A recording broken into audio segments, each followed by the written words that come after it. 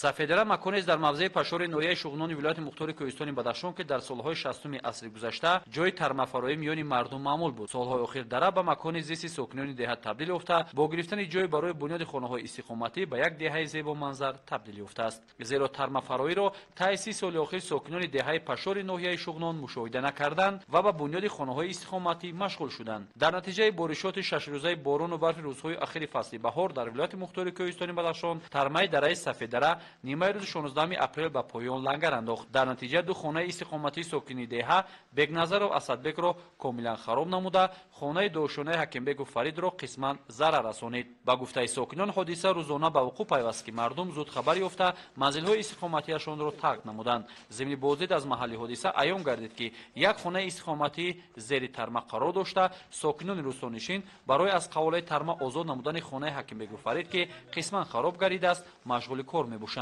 дар ҷои ҳодиса сохторҳои марбутаи наҷодиҳӣ қарор дошта барои расонидани кӯмак ва бартараф кардани хисороти расида паҳлӯи сокинон кор бурда истоданд.